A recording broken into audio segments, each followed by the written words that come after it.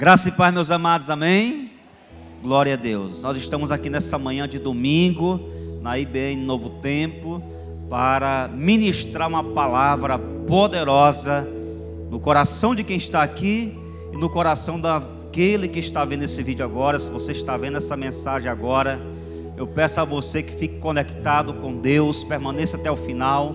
E se essa palavra abençoar a sua vida, compartilha com outras pessoas, porque eu tenho certeza que o Espírito de Deus vai falar com você nesse dia. Não importa se seja nessa manhã, nessa tarde, na noite, no momento que você está assistindo essa mensagem, Deus falará com você. Não importa, pode ser daqui a 1 ano, 2 anos, a palavra permanecerá para sempre viva em nome de Jesus. E convido a você que está aqui a abrir sua Bíblia em Deuteronômio 28. Você que está em casa, o texto vai passar aí na tela, na sua tela, e você pode estar acompanhando conosco esta leitura abençoada. Deuteronômio, capítulo de número 28. Eu quero ler com você alguns versículos para a gente trazer aqui uma palavra no Rali, né? Para quem não conhece, você que está nos assistindo agora, Rali significa reunião de alinhamento e ativação de liderança. É uma palavra voltada não só para líderes, mas é livre para toda a igreja, para todos os irmãos, para aqueles que necessitam de uma palavra de ativação. Deuteronômio 28, versículos 1 e 2. Se atentamente ouvires a voz do Senhor teu Deus, tendo o cuidado de guardar todos os seus mandamentos, que hoje te ordeno, o Senhor teu Deus te exaltará sobre todas as nações da terra. Se ouvires a voz do Senhor teu Deus, virão sobre ti e te alcançarão todas estas bênçãos. Versículo 13.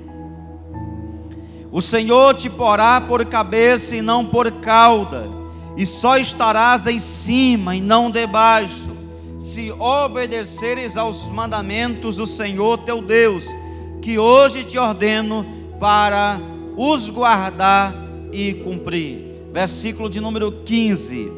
Será, porém, que se não deres ouvidos à voz do Senhor teu Deus, não cuidando em cumprir todos os seus mandamentos e os seus estatutos que hoje te ordeno, então virão todas estas maldições sobre ti e te alcançarão. O verso 63. Olha o que diz a palavra do Senhor. Assim como o Senhor se alegrava em vós outros, em fazer-vos bem e multiplicar-vos, da mesma sorte o Senhor se alegrará em vos fazer perecer. Que coisa terrível, né? E vos destruir. Sereis desarraigados da terra a qual passais para possuí-la. E o verso 68. O Senhor te fará voltar ao Egito em navios pelo caminho de que te disse, nunca jamais o verás. Sereis assim ali oferecidos para venda como escravos e escravas aos vossos inimigos, mas não haverá quem vos compre. Querido Deus, Pai amado, nós te pedimos que o Senhor nos conduza nessa palavra. Fala com quem está aqui, fala com aqueles que estão em casa, fala com quem vai ouvir essa mensagem, assistir essa palavra, que o Espírito Santo traga ao coração de cada um temor e tremor por aquilo que o Senhor quer que aprendamos. Fala conosco nessa manhã de domingo, em nome de Jesus, amém. Quantos querem ouvir a voz do Senhor, digam amém. Dê um aplauso ao Senhor Jesus. Nessa manhã eu trago uma palavra da parte do Senhor com o tema 10 atitudes que nos levam à vitória. É isso? Não. Eu vou falar sobre 10 atitudes que nos levam ao fracasso. Credo, pastor. Que mensagem é essa? Meus amados, se fôssemos peneirar o capítulo 28 de Deuteronômio, as 3 palavras que nós observamos que mais nos chamam a atenção aqui são obediência, desobediência e resultados ou consequências. Todo esse capítulo gira em torno dessas 3 palavras. Então, eu falo de atitudes que levam uma pessoa ao fracasso, porque Jesus falou sobre isso, Paulo falou sobre isso, Pedro falou sobre isso, os apóstolos falaram sobre isso, e Deus revelou ao coração de Moisés um texto vasto, alertando o povo sobre o risco deles viverem em fracasso. E vejam bem, um povo que já tinham sido escolhidos para serem abençoados. Deus já havia declarado aqui a bênção para eles, mas o Senhor traz um alerta dizendo: se vocês não fizerem assim, vocês vão atrair fracasso para a vida de vocês. E essa palavra vale para hoje. Se você observar, esse capítulo é constituído de 68 versículos. Esse capítulo tem 68 versículos. Quantos versículos falam de bênçãos? 14 versículos falam de obediência e bênção. E quantos versículos falam de fracasso? 54 versículos nos alertam quanto ao fracasso. Então, eu estou com a razão de falar sobre atitudes que trazem fracasso. No próximo rally a gente pode ministrar uma palavra sobre 10 conselhos, 5 decisões, 3 coisas que você pode fazer que geram vitória. Mas hoje vamos falar desse alerta, até mesmo porque isso aqui serve de prevenção, é para prevenir, para evitar que você ande por esses caminhos, porque se andar, não tem como ser vitorioso. Porque o que eu vou falar aqui não é só frase, não são pontos. Eu vou referendar, eu vou trazer textos da palavra de Deus que vão mostrar o caminho que a pessoa, ou melhor, o resultado que a pessoa terá se ela começar a tomar essas atitudes. Observamos aqui, queridos, que esse texto nos mostra o que vai acontecer com uma pessoa que caminha contrariamente à palavra de Deus. Nós observamos aqui, queridos, que Deus tem ensinado princípios, e nós estamos aqui como igreja, a Novo Tempo de Coivaras está aqui reunida parte dos irmãos, e você que está em casa, nós estamos aqui quase sempre, não é porque não sabemos o que fazer, essa é a questão. Nós já sabemos o que tem que ser feito. Nós não estamos aqui especificamente para aprender a fazer, porque nós já sabemos, a maioria já sabe. Não estou falando de um novo convertido, não estou falando de uma pessoa nova na fé, eu estou dizendo de pessoas que já são experientes. Nós já sabemos o que precisamos fazer. Então nós estamos aqui para ativar a nossa fé, para ativar o nosso coração e começar a praticar aquilo que a palavra do Senhor nos manda que façamos. Talvez alguém possa alegar que esse texto foi escrito a Israel, que essa palavra foi escrita para o povo de Deus, para a nação israelita. Eu te digo, é verdade, mas o princípio aqui estabelecido é o mesmo para nós hoje. A palavra é a mesma de ontem, de hoje e será eternamente. Nós somos o Israel espiritual de Deus. E Deus, conserva os princípios ensinados em sua palavra por todas as gerações. Veja, por exemplo, Romanos capítulo 11, versículo 22, a palavra de Deus diz: considere, pois, a bondade e o que? E o amor de Deus. Considere a bondade e o que? A misericórdia. Considere, pois, a bondade e o que? O cuidado. Não, tudo isso Deus faz. São atributos que Ele pratica, que Ele exerce em favor da sua igreja. Mas o texto de Romanos 11, 22 diz: considere, pois, a bondade e a severidade de Deus. Enquanto muitas pessoas estão brincando de ser crente, Deus não está brincando de ser Deus, e nem o diabo está brincando de ser diabo. Portanto, nós não podemos brincar de ser crente, brincar de servir a Deus. Considere, pois, a bondade e a severidade de Deus para com os que caíram. Severidade. Deus lida com a queda de uma pessoa com seriedade. Deus lida com os princípios, né? Deus lida usando os princípios que Ele revelou em sua palavra para com aqueles que caíram. Ele usa severidade, mas com você, para você, o texto diz aqui, a bondade de Deus, desde que você permaneça nessa bondade. Do contrário, também você será cortado. Deus está dizendo o quê? Ele está falando que não tem apadrinhamento espiritual. Não tem pessoa bem sucedida porque Deus foi com a cara da pessoa.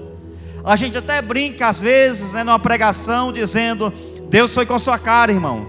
A gente sabe que isso é uma brincadeira, para traduzir uma bênção que essa pessoa tem, mais do que a outra.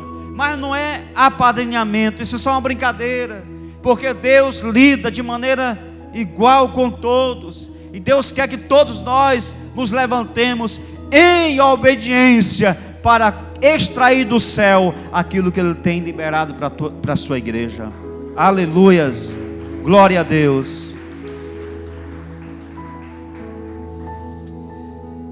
Pessoas que desejam vencer na vida precisam lidar com várias situações contrárias. O que difere um homem bem-sucedido de outro que vive se revolvendo no fracasso? Eu vou lhe falar, são as atitudes perante os dias difíceis. As decisões que nós tomamos durante um período difícil vai determinar o lugar que a gente vai chegar. São as atitudes. Então, para você que está aqui ouvindo essa palavra, não dá para você competir com alguém que vai a cavalo se você está a pé. Não dá para competir com alguém que está num carro 1.0, uma pessoa que está num carro 1.0 com um que está com 2.8. É loucura, não tem nem chance.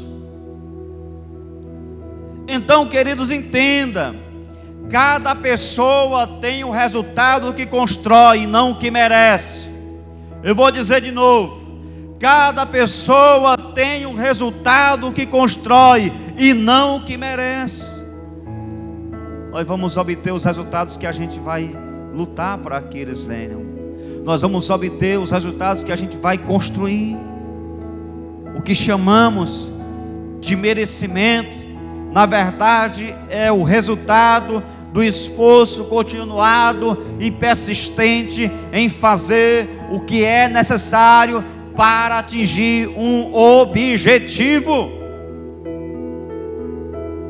Eu, como pastor, estamos alinhados, passando um período de transição, ou melhor, um período de amadurecimento do projeto, que tem exigido perseverança, persistência, mas eu tenho certeza que nós estamos esperando o tempo certo que Deus vai agir, e pode ser daqui 1 ano, 5 anos, 10 anos, 1 mês, na hora que a promessa chegar, nós estaremos prontos para vivê-la.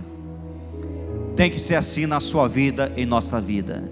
Então nessa manhã, nesse dia, eu vou falar com você sobre 10 atitudes que vão te levar ao fracasso, se você não tiver cuidado. A primeira, eu vou citar rapidamente, para a gente não se prolongar. A primeira, o orgulho. Porque eu li o texto de Deuteronômio apenas para a gente abrir uma porta e entrar no assunto aqui. Porque Deus fala no capítulo sobre derrotas, sobre fracasso, sobre voltar ao lugar de escravidão, a estaca zero. E eu vou falar sobre atitudes que levam um discípulo ao fracasso. Um discípulo, um pastor, um líder de célula, em qualquer relacionamento, vai levar ao fracasso. Então a primeira atitude, o orgulho. Provérbios 11:2. Quando vem o orgulho, chega a desgraça, mas a sabedoria está com os humildes. Olha o contraste entre orgulho e sabedoria e humildade. O orgulho atrai desgraça, a humildade atrai sabedoria. Por quê? Porque o texto está dizendo: a sabedoria está com os humildes. Então o orgulho atrai miséria, a humildade atrai sabedoria.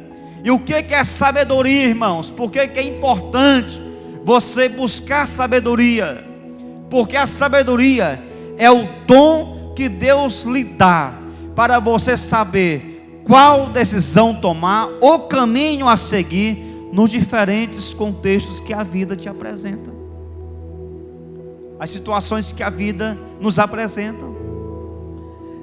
Então o orgulho vai atrair desgraça, e a palavra desgraça é simplesmente ausência de graça.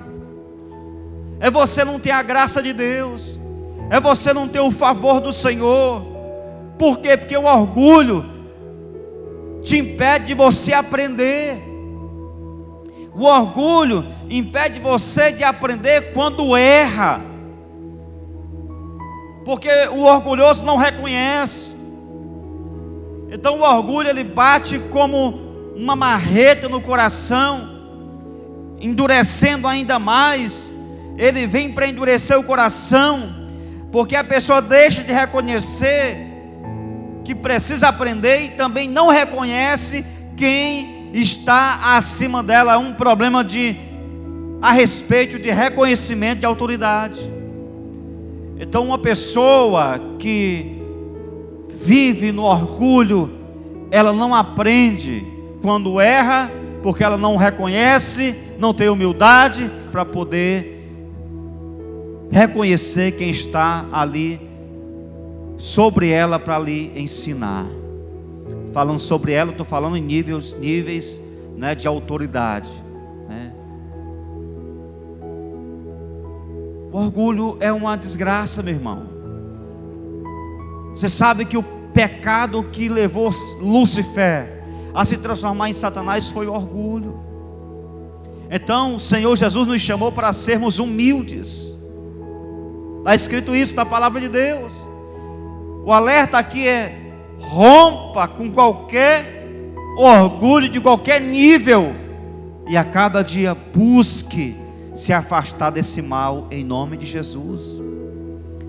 A segunda atitude que nos leva ao fracasso é a falta de vigilância no secreto. A palavra de Deus diz em Mateus 15, 7-9: porque o Senhor disse: pois que este povo se aproxima de mim, e com a sua boca e com os seus lábios me honra, mas o seu coração se afasta para longe de mim, e o seu temor para comigo consiste só em mandamentos de homens, em que foi instruído.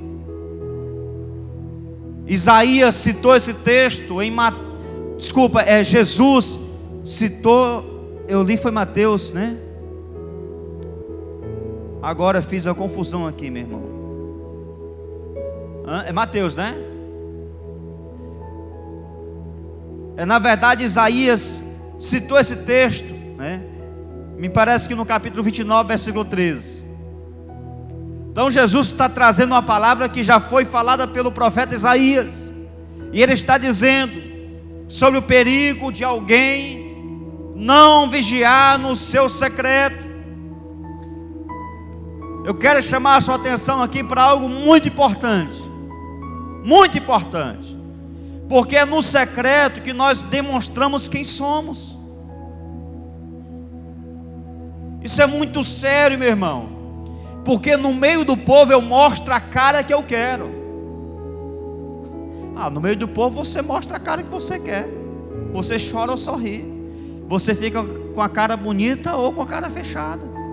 Você que escolhe. No meio do povo nós temos a possibilidade de mostrar qualquer tipo de face que nós queremos. Nós somos, diante dos homens, aquilo que nós queremos ser.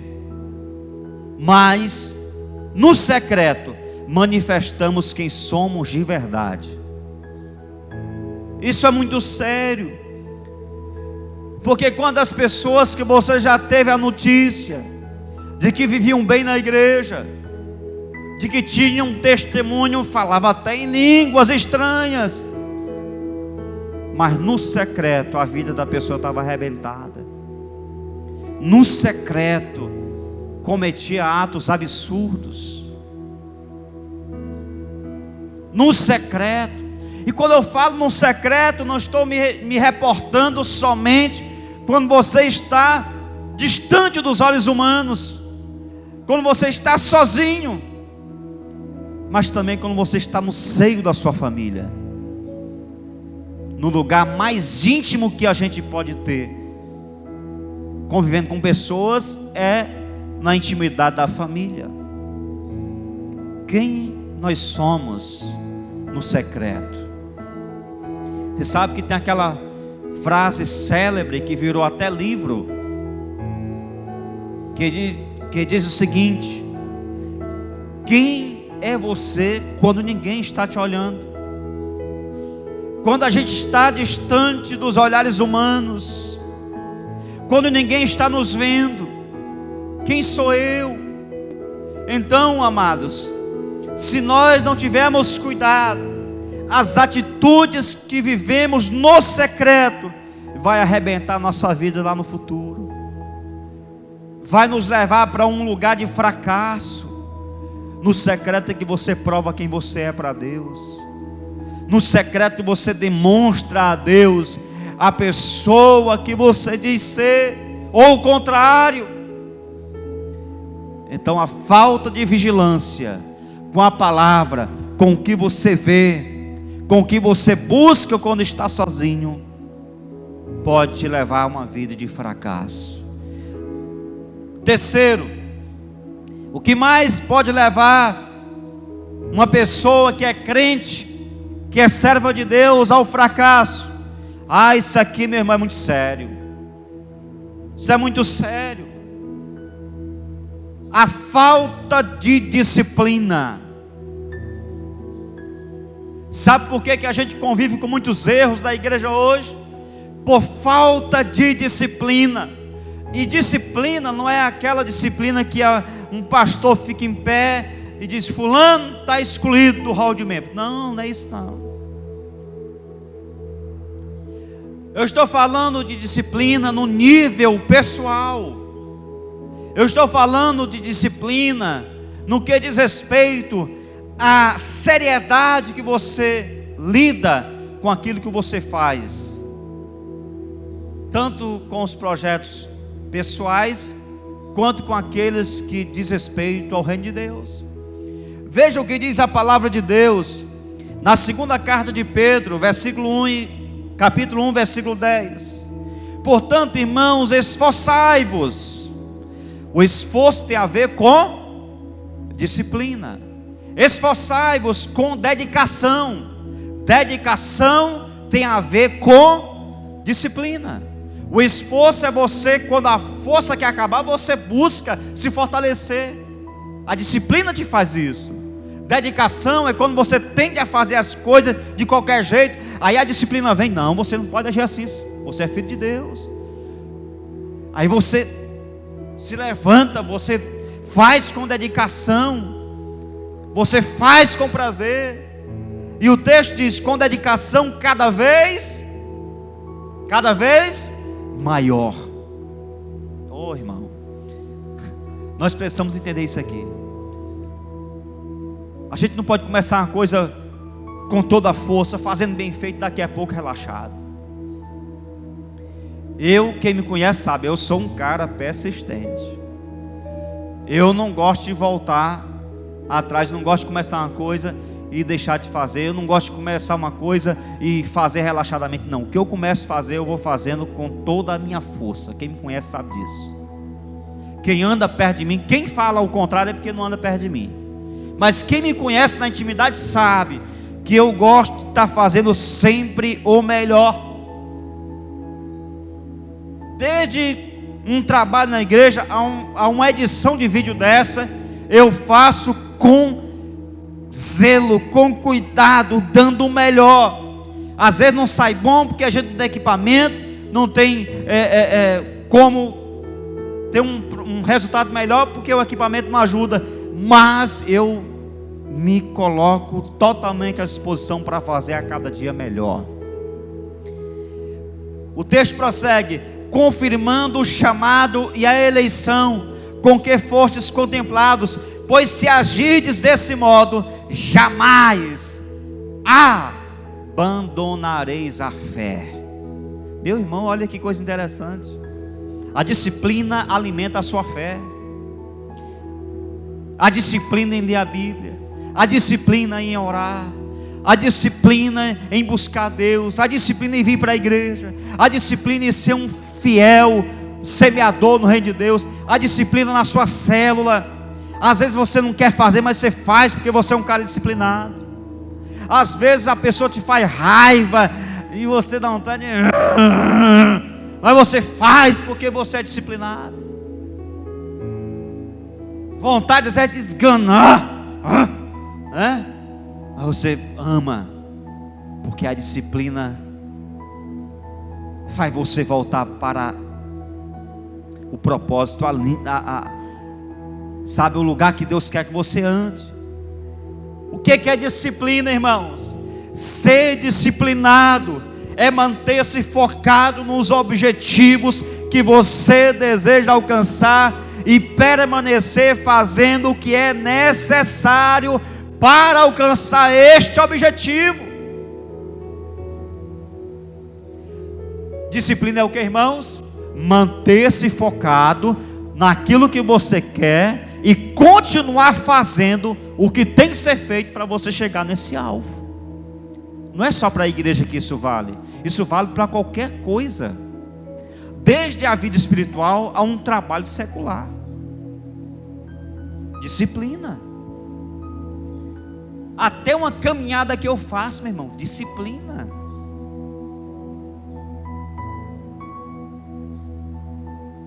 E todo mundo que é disciplinado passa a ser influenciador, passa a influenciar os outros, porque você não volta atrás. Meu irmão, conheço tanta gente que já começou tanta coisa e não está fazendo mais. Não estou falando daquelas coisas que tem coisa que a gente tem que abandonar porque não é de Deus, ou então ela tinha um prazo de validade. Não estou falando disso não. Tem coisa em nossa vida que tem prazo de validade. Você tem que ir até o lugar que é para ir. Não estou falando disso. Eu estou falando de uma pessoa que não persevera, que tudo que ela começa desiste. Começou a ler a Bíblia, leu 3 meses, desistiu. Leu um livro, eita, livraço, leu 2 capítulos, deixou o resto, nunca leu mais. Começou um propósito com Deus para orar pelo menos 10 minutos todo dia, fez 15 dias, depois abandonou. A disciplina, irmãos, não é você fazer muito, é você continuar fazendo o que está fazendo. Senhor, no momento eu só posso orar 10 minutos, mas eu vou orar 10 minutos todo dia. Todo dia eu vou orar 10 minutos. Senhor, que eu possa agora ler um capítulo da Bíblia por dia, mas eu vou ler um capítulo todo dia. Todo dia. Senhor, eu posso fazer uma visita na minha célula por semana, mas toda semana eu vou fazer uma visita. Com cuidado desse período, máscara, tal, distanciamento, sem abraço, mas levando uma palavra para a pessoa. Senhor, que eu posso ofertar aqui para a construção de altos é 20 mil reais por mês, mas todo mês eu vou ofertar no mínimo 20 reais. Tem mês que eu vou dar 1.000, mas todo mês eu vou ofertar pelo menos 20 conto. Disciplina. Senhor, muitos meses eu já entreguei meu dízimo, mas muitos meses já falei, a partir de hoje, chova ou faça sol, crise ou não, eu vou ser um dizimista, mês a mês, não importa o que aconteça, eu serei fiel, porque o Senhor não me permitiu tocar naquilo que é teu. Disciplina. Disciplina é você continuar fazendo o que é correto. Disciplina, irmãos. Agora, para ser disciplinado, eu estou gastando um tempo mais nessa palavra porque é importante, não que as outras não sejam, mas é porque essa palavra disciplina, irmãos, ela tem um significado muito importante para nós cristãos, porque para ser disciplinado envolve vários fatores, como por exemplo, saber responder algumas perguntas. Eu volto a dizer que isso vale não só para a igreja, mas para o secular também. Mas vamos puxar a sardinha para o nosso lado, vamos falar aqui de igreja. Disciplina envolve vários fatores, entre os quais saber responder algumas questões do tipo: onde eu estou? É saber a posição que eu estou nesse momento. Para onde eu quero ir? Qual o lugar que eu quero chegar daqui a 1 ano? Daqui a 6 meses, o que é que eu quero ser? Quando você entende o lugar que você está e o lugar que você quer chegar, aí você vai descobrir a terceira pergunta: o que eu preciso fazer para sair daqui e chegar no lugar que eu tenho que ir? Eu sei que isso aqui está sendo ensinado pelo verme de Jacó para não ter valor, mas se isso aqui fosse dito por um coach, que nós temos no Brasil hoje, vários coaches, meu irmão, o povo ia à loucura, porque é um princípio profundo, é um ensinamento profundo. Onde eu estou, para onde eu quero ir e o que eu preciso fazer para chegar nesse alvo. É a partir dessas informações que você vai caminhar. Se eu não sei onde estou, se eu não sei para onde quero ir, como é que eu vou saber o que eu tenho que fazer? Então, você tem que fazer essas perguntas, esses questionamentos. A falta de disciplina tem levado muitas pessoas a fracassos horríveis. Vamos correr aqui. 4º lugar, o que leva uma pessoa ao fracasso: um comportamento que você se nega a renunciar. O texto de Lucas 9:23 diz: e dizia a todos: se alguém quer vir após mim, faça o quê? Negue-se a si mesmo. Negue-se a si mesmo, suas vontades. Tome a sua cruz e siga-me. Comportamento. Irmãos, quando nós abrimos mãos das nossas preferências pessoais, dos nossos caprichos, dos nossos desejos, quando nós abrimos mão de tudo que é desejo humano, quando o Francisco Lima abre mão das preferências dele, eu abro a porta para o Espírito de Deus implantar a vontade do Senhor em meu coração. Gente, isso é tão glorioso. Quando você abre mão das suas preferências, você abre a porta para que o Espírito de Deus implante a vontade dele em seu coração. porque enquanto nossas vontades estiverem no governo da nossa vida, não estaremos preparados para viver o propósito de Deus. Nós precisamos abrir mão de coisas. Isso acontece em todo tipo de relação. Às vezes tem duas pessoas teimosas, uma puxando do lado da corda, outra da outra. O orgulho não deixa ela dizer: não, calma, vamos soltar aqui a corda, vamos parar, vamos conversar. Porque cada um quer puxar mais forte. Meu pai sempre dizia, meu pai sempre falava, ele não era crente, mas tinha umas pérolas, né? Minha mãe também sempre foi muito sábia, minha mãe. Meu pai sempre dizia: meu filho, quem tem duas ovelhas amarrada com uma corda, uma quer ir para um lado, outra quer ir para o outro, não vai chegar a lugar nenhum. As duas têm que querer ir para o mesmo lado, então não sai do lugar. E muitas vezes isso acontece até mesmo com o Senhor. Deus te orienta para fazer uma coisa, mas você quer fazer a sua vontade. É porque a minha vontade é mais importante, é porque eu quero é mais importante. Irmãos, para andar com o Senhor, você tem que abrir mão das suas vontades, você tem que ir para onde Ele está indo. Jesus falou isso, né? Colocar o jugo dele sobre nós. O meu jugo é suave. Venham, caminhem comigo. Aquele jugo no original significa canga. É aquela madeira que se coloca no pescoço de dois animais, e que os dois têm que andar no mesmo passo. Jesus está dizendo: você só vai ter sucesso, você só vai ser bem sucedido se você andar nos meus passos. Mas o que é que impede de alguém seguir nos passos dele? O orgulho. E ele, por isso que ele convida: olha, eu sou humilde de coração. Se vocês andarem comigo, vocês serão humildes. É impossível alguém andar com Jesus e não ser humilde. Então veja bem, nós precisamos abrir mão de nossas vontades, para que a de Deus prevaleça. Digam amém. Em quinto lugar, outra coisa que leva uma pessoa ao fracasso: desistir quando falha.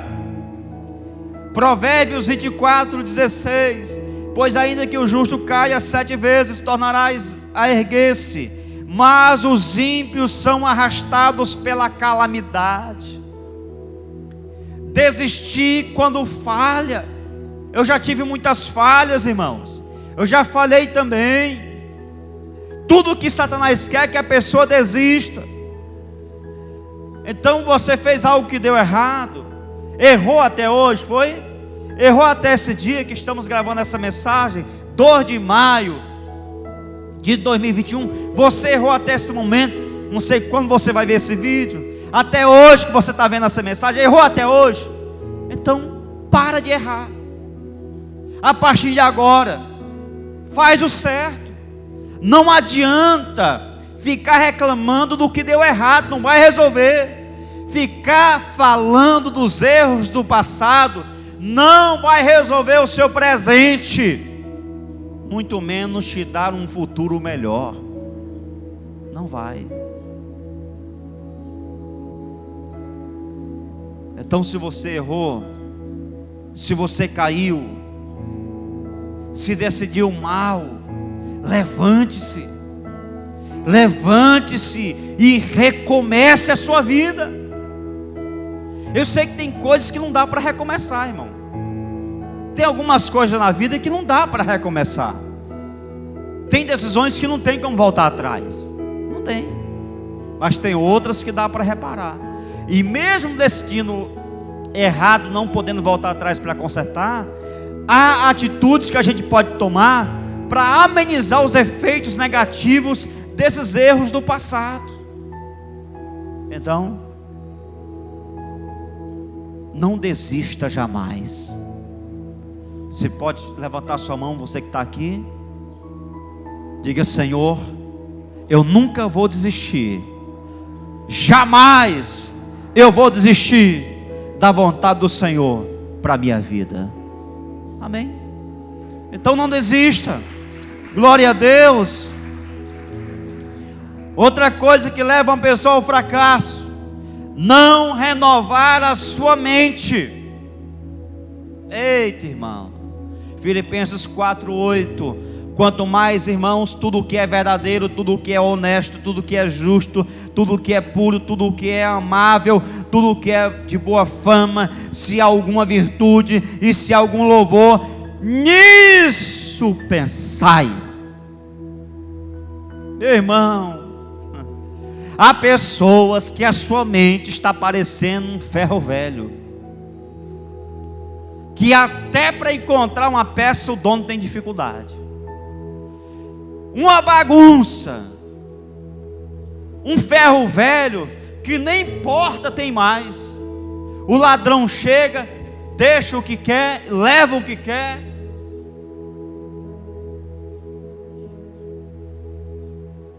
E a mente da pessoa acaba ficando saturada com um monte de coisas negativas.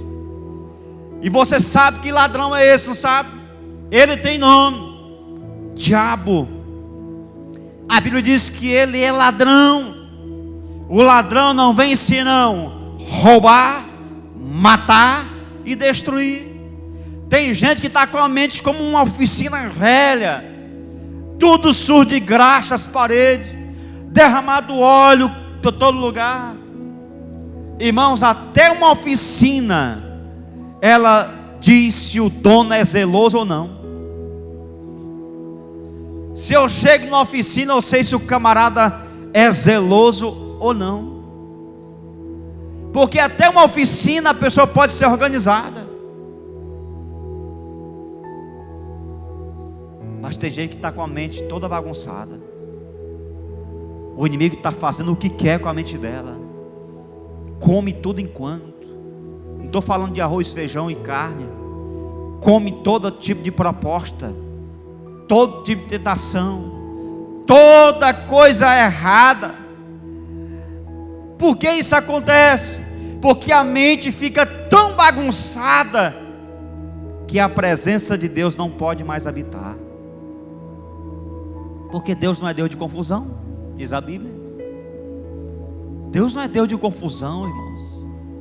Então renove a sua mente, desafoga um pouco a sua mente, irmão. Desafoga, pelo amor de Deus. Tira um bocado dessas coisas velhas que estão na sua mente. Sua mente está saturada de coisas. Esvazia um pouco. Ao invés da reclamação, coloca o louvor. Ao invés, queridos, da mentira, coloca a honestidade, como diz o texto aqui. Ao invés da injustiça, coloca a justiça. Troca a impureza pela pureza. Troca o ódio pelo amor. Tudo que é amável. Faça alguma coisa. Substitui as coisas da sua mente pela palavra de Deus.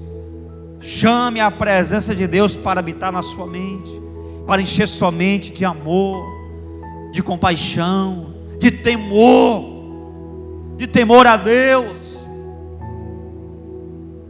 Pare de encher sua mente só com coisa errada, com negativismo, com coisas que não vai te levar a lugar nenhum, ou melhor, vai te levar ao fracasso. Ensina a sua mente, treine a sua mente a pensar nas coisas de Deus. Treine a sua mente. Eu vi um grande coach. Eu não assisto, não tenho nada contra os coaches, tá bom? Mas eu nunca sentei para assistir uma palestra de coach até hoje. Mas tem aqueles vídeos em que passam no Instagram. E aí eu vi um videozinho de segundos essa semana. O cara dizendo o seguinte: você quer mudar? Eu vou parafrasear o que ele disse. Você quer mudar a sua vida financeira? Você quer? Ele só falou de dinheiro. O foco é dinheiro, mas a ilustração aqui para o nosso espírito. Você quer mudar a sua vida financeira? Assista 3 vídeos que falam sobre finanças e depois não assista mais vídeo nenhum. Passe 3 dias refletindo sobre isso. Não veja outros vídeos. Fique focado naquilo que você quer. Irmão, se para ter dinheiro é assim, imagina para você crescer em espírito. Leia essa palavra todo dia. Leia essa palavra na sua casa, no seu quarto, na sua cozinha, no seu escritório, debaixo de uma árvore, seja no morro, em qualquer lugar. Leia e medite sobre os lugares que você quer chegar. Não ouça mais nenhuma voz estranha, porque se ouvir uma voz estranha, vai bloquear o sucesso financeiro de alguém. Ouvir uma voz estranha vai bloquear o lugar que Deus quer que você chegue.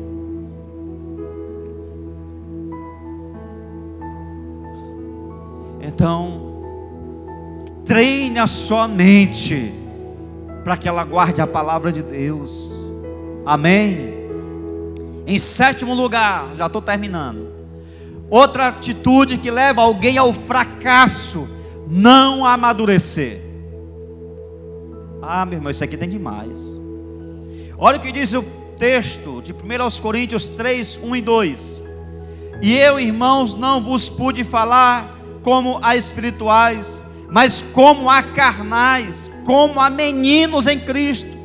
Com leite vos criei e não com carne, porque ainda não podias, nem tampouco ainda agora podeis. Irmãos, eu vejo pessoas que passa ano, chega ano e termina ano e começa ano, e ela dependendo de uma mamadeira espiritual. Ô gomoso bom, ô mingau gostoso. Termina a mamadeira, o bichinho quer dormir, tem que botar uma chupeta, chupetinha. É isso que Paulo está dizendo aqui. Paulo está chamando de menino espiritual. Estou mentindo? Está aqui, ó. Não pude falar a vocês as espirituais, mas como a meninos, com leite vos criei, e não com carne. Paulo está dizendo: vocês têm que parar de tomar leite, vocês têm que comer mão de vaca, vocês têm que comer mocotó, feijão tropeiro, feijoada. Vocês têm que comer feijão carioca do caldo grosso. Vocês só querem miojo, só querem nici, só querem comer caldo de ovo. É hora de vocês tomar caldo com gordura. Uma linguagem espiritual que ele está dizendo aqui. Não estou influenciando você a comer gordura, você que está assistindo, pelo amor de Deus. A linguagem que ele usa é essa. Sabe, a pessoa acaba o mingau e tem que colocar a chupeta na boca dele, porque tudo ele depende dos outros. Ele não tem maturidade, ele não cresce, ele não avança, ele não rompe. Daqui a pouco o cara está fazendo meninice que você... Meu Deus, eu não acredito que essa pessoa está com esse comportamento. Não estou falando de um novo convertido, não. Eu não estou falando de uma pessoa que toma uma decisão na ingenuidade, irmão. Ingenuidade é uma coisa, imaturidade é outra. Você tem que entender o que é ingenuidade e o que é imaturidade. Ingenuidade, a pessoa desconhece, ele é inocente. Imaturidade, o cara não tem a ver com idade. Às vezes tem menino que está com a cabeça madura, mas tem cara com cabelo branco tomando atitude de criança. Infantilidade em criança é lindo, mas infantilidade em adulto é horrível. Aconteceu algo agora lá em Altos. Talvez o irmão estiver assistindo, mas foi algo real. Chegou lá agora, nós estamos cuidando lá de um irmão que está vindo de uma clínica de recuperação. Deus o resgatou das drogas, está conosco, servindo a Deus. No último culto que ele e a mãe foi, a mãe, depois de ter ido a alguns cultos, se converteu, né? E estão lá servindo a Deus. E aí na última ceia eu disse: irmãos, a ceia para quem é batizado nas águas, é membro da igreja. E aí ele foi e pegou os elementos da ceia. Eu sabia que ele não era batizado nas águas, mas eu também não ia ser indelicado. Eu não ia ser mal educado, dizer: ei rapaz, tira a mão daí, rapaz. Não, irmão, você não pode fazer isso. Isso é indelicadeza, falta de educação, imaturidade. Você vai servir a ceia a alguém não é batizado, de pegar, não vá bater na mão dela não. Se ela não sabe, deixa ela pegar. Você não deu para ela, vai passando, ela pega, não impede não. Isso não vai levar ela para o inferno não. Então vai levar você, se você bater na mão dela. E aí o irmão participou da ceia. Terminou o culto, eu não falei nada, ele me procurou: pastor, o senhor falou que a ceia era para quem é batizado nas águas. E eu peguei, depois fiquei na dúvida, porque eu já fui batizado. Eu disse: irmão, qual batismo você recebeu? Disse: não, é porque eu fui no encontro, e naquela ministração final eu fui batizado, falei em língua, não sei o que. Eu digo: amém, glória a Deus. E como é que você foi seu batismo? Não é porque na hora da ministração jogaram umas águas lá na gente assim. Fizeram um ato profético lá, eu entendi na hora. Fizeram um ato profético, jogaram água no povo, né? E ele pensou que era batismo. Eu ia condenar uma pessoa dessa? Claro que não, irmão. Senão, irmão, fica na paz, não tem nenhum problema. A próxima vez você sabe, você vai ser batizado nas águas e participar da ceia, mas fica tranquilo. Porque ele ficou assim preocupado. Não fique preocupado, né? Se for pecado, pode ficar na minha conta aqui. Não fique preocupado, está tudo em paz. Uma ingenuidade, agora imaturidade, irmão. E a pessoa persistir com a cabeça de menino. Meus irmãos, por que é importante nós amadurecermos? Por quê? Porque Deus não vai entregar grandes responsabilidades a meninos. Por que eu comecei em 2002 e Deus já não me deu missões logo para cuidar? Porque eu não tinha maturidade para cuidar de igrejas. Por que eu tive que passar 10 anos pastoreando a igreja? Depois mais 6, né? mais 4, né? Por que eu tive que pastorear 14 anos para Deus entregar a primeira missão? Porque foi o tempo que Deus me treinou. Ah, pastor, mas você também é muito burro. Passou 14 anos para amadurecer, irmãos. Jesus, com 30 anos de idade, começou o ministério dele. E ele só teve 3 anos e meio de ministério. Por algum acaso Jesus era burro? Às vezes você tem que passar anos de treinamento para poder amadurecer numa área e estar pronto para fazer alguma coisa. Tem pessoas aqui nessa igreja que eu estou vendo um chamado nele, um chamado para ser pastor, um chamado pastoral, ministerial. Por que não estão pastoreando ainda? Porque não é a hora. Pastor, qual é a hora certa de eu pastorear? A hora que você foi enviado. Antes de ser enviado, você pode estar cometendo uma atitude de menino. Por isso que é importante você reconhecer uma autoridade espiritual que você tem sobre a sua vida.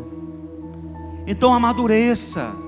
Se você quer fazer parte do exército de Deus, quem quer estar no exército de Deus na terra? Quem quer aqui? Levante a mão. Você está em casa, se você quer, levante a mão em casa também. Se você quer, sabe, se você quer fazer parte, amadureça. Amadureça, para que você continue marchando em vitória, em nome de Jesus. Aprenda a lidar com as crises com a cabeça de um homem maduro, e pare de ser menino, porque a infantilidade na cabeça de um adulto vai lhe atrapalhar. Oitavo, mais uma atitude que nos leva ao fracasso: desistir quando outros param. Desistir quando outros param. Filipenses 3, 13 e 14. Irmãos, quanto a mim, não julgo que eu haja alcançado, mas uma coisa faço, e é que, esquecendo-me das coisas que para trás ficam, e avançando para as que estão diante de mim, prossigo para o alvo, pelo prêmio da soberana vocação de Deus em Cristo Jesus.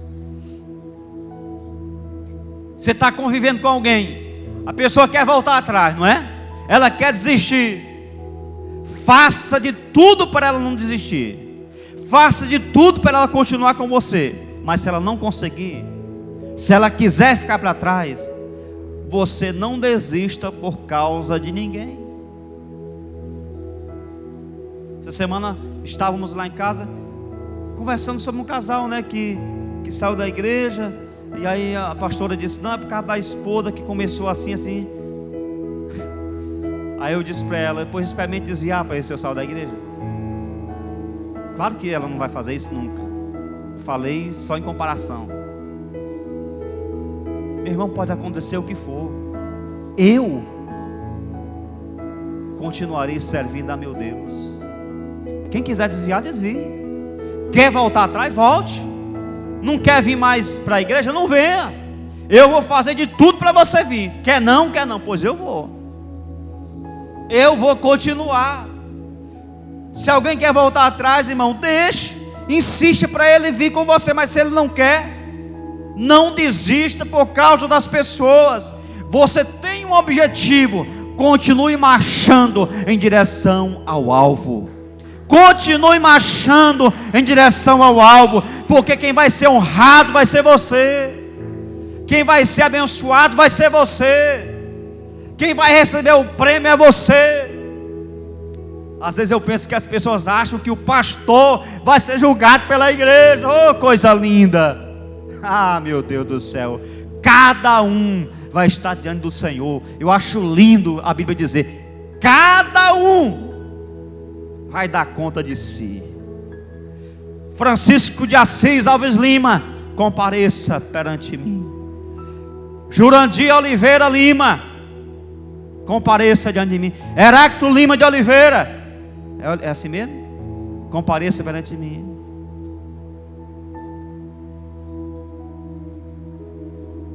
Jazilândia Alves Feitosa Lima, compareça diante de mim. Cada um é no individual, meu irmão, não é no coletivo, não. Vamos julgar aqui a igreja Novo Tempo. Francisco de Assis Alves Lima, por que fulano desviou?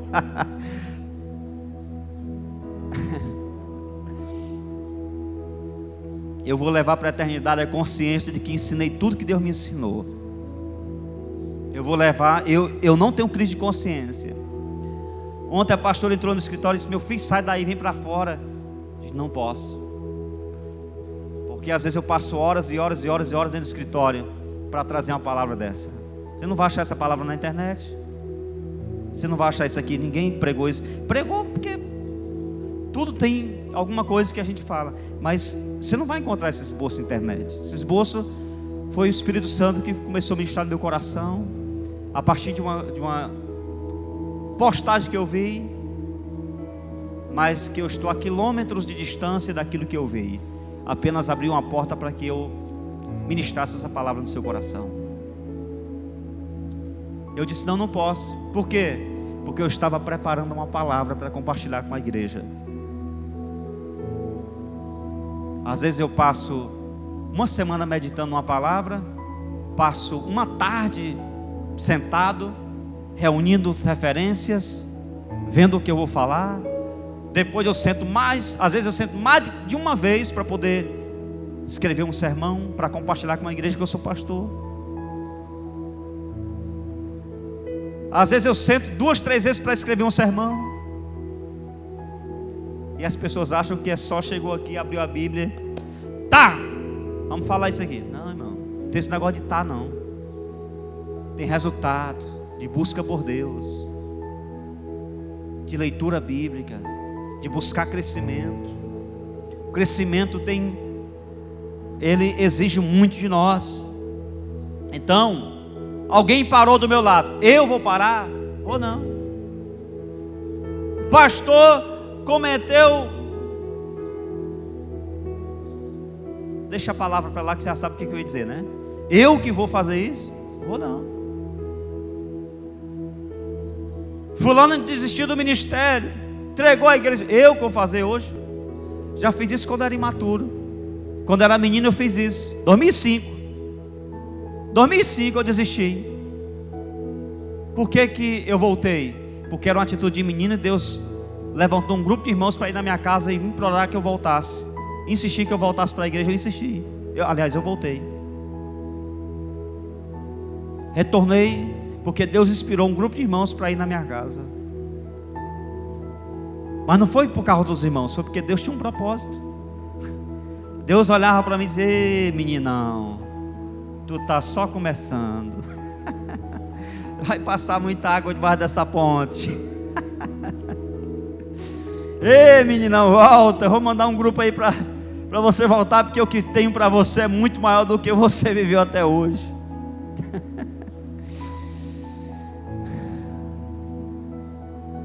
E eu sei que os lugares que Deus tem é muito maior do que onde eu já cheguei. Isso é orgulho? Não. Isso é propósito. Isso é crer.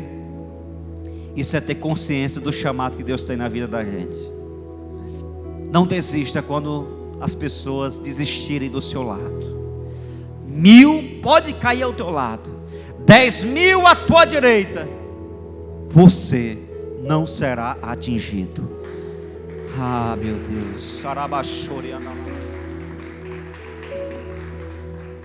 Muita gente está tombando, muita gente está deixando o mundo, muita gente está indo para a casa do Pai. Essa semana que terminou ontem, eu perdi 2 amigos, 2 pastores que partiram para a glória. Partiram. Muitos amigos estão nos deixando, estão retornando para a sua morada, para a sua origem, que é Deus. Eu ainda estou aqui, então eu tenho que dar o melhor, porque eu não sei quando é que eu vou partir. Na hora de partir, eu posso ter guardado o que tiver guardado para me proteger da morte. Nada disso vai adiantar. Vou para a igreja não, vou pegar corona. Meu irmão, se ele quiser te achar, Deus não te guardar, você pode estar dentro de um camburão, dentro de um tanque de cimento, ele vai te achar. Vou ser fiel a Deus nas finanças não, porque eu vou passar fome. Se for para você sofrer fome, você pode guardar o que quiser guardar. Você vai sofrer fome, porque quem te sustenta é Deus. Quem mantém sua vida é Deus. Quem mantém sua vida é Deus. Você nasceu nu, sem nada, vai partir sem nada. A única coisa que você vai levar, a única riqueza, é aquela que você vai gerar na eternidade. Mas aqui na terra é só para viver aqui, é só sobrevivência aqui. Então, não desista jamais. Penúltimo lugar, 9ª atitude que gera fracasso: fugir de desafios. Filipenses 4, 12 e 13. Sei estar abatido, sei também ter abundância.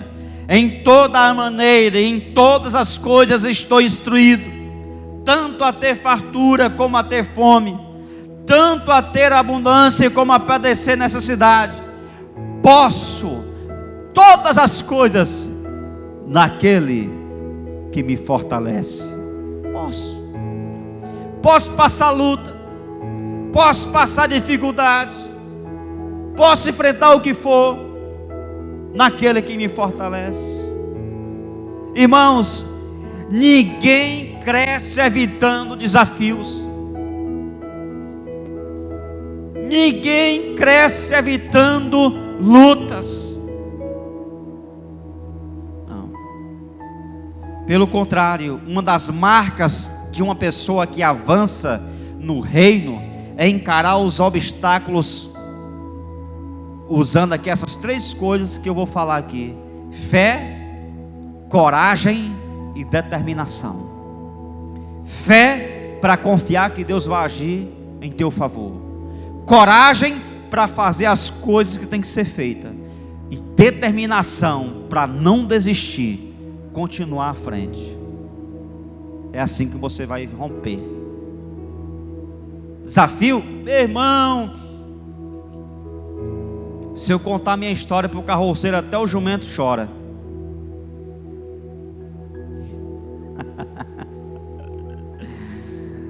Eita, povo doido é crente, irmão. Quando é pastor da cabeça virada, o negócio é mais toldado ainda. Oh, meu Deus.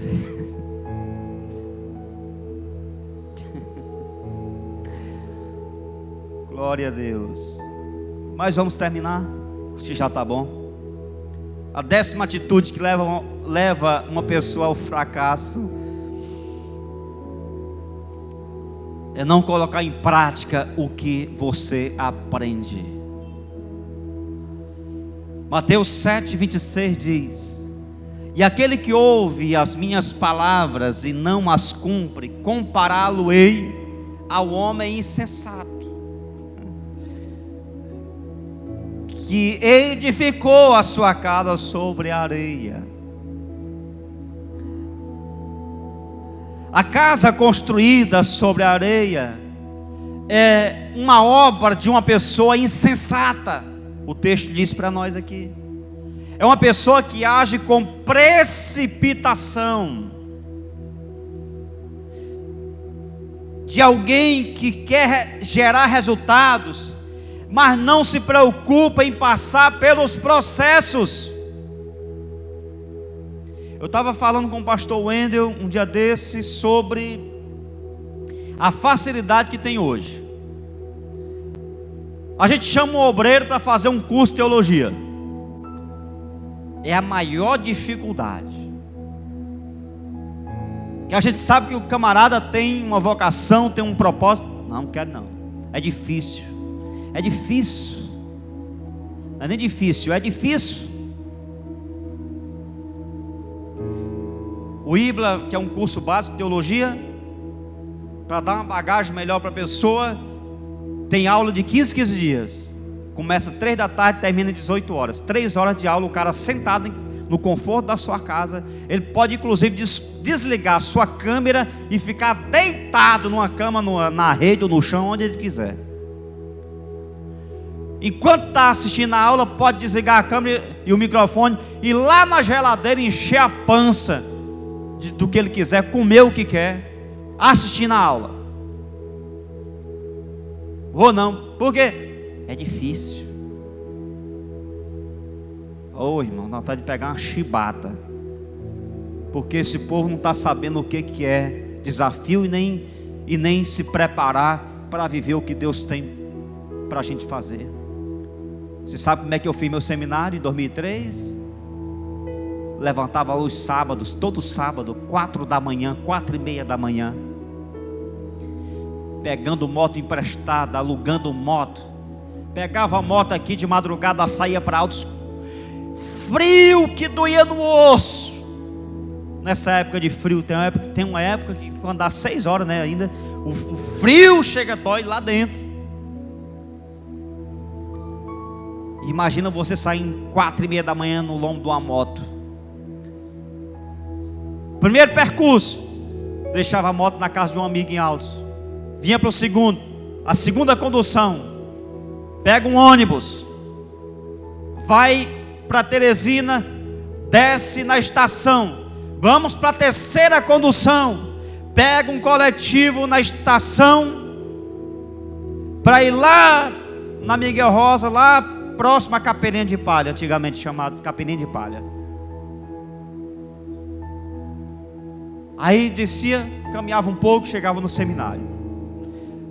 Todo sábado fazendo esse percurso, aula até 11:30, 12 horas. Você terminava a aula e ia almoçar. Muitas vezes almocei naquele mercado de Teresina. Aliás, o mercado da Pissarra. Quem é em Teresina, mas o mercado da Pissarra chamado? Alguns aqui devem conhecer. Almoçava, retornava 1h, 1h30, começava a aula. Terminava 4:30 da tarde. Pegava todas as conduções, chegava em casa à noite. Fiz isso por quase 5 anos. Felipe era novinho, tinha 1 ano e pouco, dependia do leite. Quantas vezes eu tinha o dinheiro da passada do coletivo, a igreja pagava para mim, eu não vinha de ônibus coletivo, eu vinha a pé.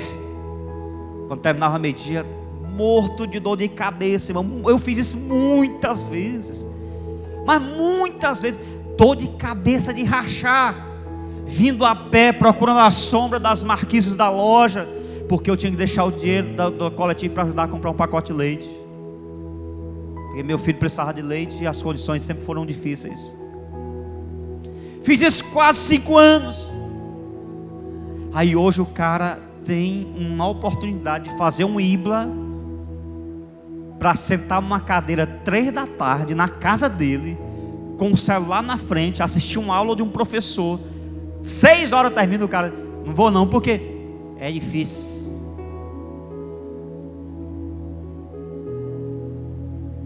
Irmão, eu enfrentei desafio. Você sabe como é que é os exames teológicos hoje? Chama-se uma comissão de 5 pastores, 4, 5 pastores. O candidato a ser pastor hoje começa, não estou desdenhando, né, da forma que a convenção e que igreja nenhuma está atuando, mas eu estou falando a diferença para você entender. O cara é colocado numa cadeira 9 da manhã, meio-dia tem terminado o exame. O cara foi aprovado ou reprovado. Sabe como é que foi meu tempo? Peguei uma moto, fui para Teresina. Nem lembro se foi de carro que eu fui. 2008, não sei se eu tinha carro, mas viajei para Barro Duro, e parece que 91 quilômetros de Teresina. Cheguei lá por volta de 9h30, sentei, eu e mais 3 candidatos. Pergunta até meio-dia e tanto. Intervalo, terminou? Não, vamos almoçar. De tarde tem um segundo round. Fui almoçar. O pastor Arnoldo me deu uma palavra logo de consolo, né?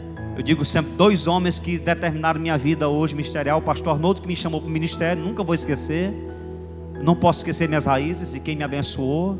E o pastor Wendel, que eu tenho uma aliança. Mas o pastor Arnoldo me chamou no intervalo e disse: olha, primeiro ele chamou um companheiro que estava comigo assim, disse: irmão, se tu continuar desse jeito, tu está reprovado. Aí aquilo, né, chega, você dobra, né, o joelho, você se treme. Aí olhou para mim do outro lado, parece que estou vendo: Francisco, se você continuar do jeito que você está indo aí, você está aprovado já. Meu irmão, foi meio que ter tirado uma tonelada dos meus ombros. Volta para o segundo round. Pergunta, terminou que hora o exame? Quase 6 horas da tarde. Por que meu tempo tudo era mais difícil, irmão? Dia todinho. Me lembro como fosse hoje. Fui sentar lá na casa e parece que era do pai do pastor Plácido, que ficava em frente à igreja de Barro Duro. Estou lá sendo examinado, aliás, aguardando a mesa diretora fazer a avaliação do exame. Quando eu vou para a igreja já está tudo escuro. E lá eu recebo, né, o resultado. Cada candidato recebeu sua palavra. E quem deu o meu resultado foi o pastor Luiz Gonzaga, perante todo mundo. Até hoje eu me lembro as primeiras palavras que ele usou. Irmão Francisco, na voz dele: você demonstrou para a mesa que você é um pesquisador autodidata. Eu não sabia o que era isso, meu Deus do céu, naquela época. Meu Deus, o que é isso? Sei nem o que é autodidata. Depois fui ver que aquela pessoa que faz um curso, não para, que pesquisa sozinho e vai aprendendo as coisas sozinho. Você provou que é um pesquisador autodidata.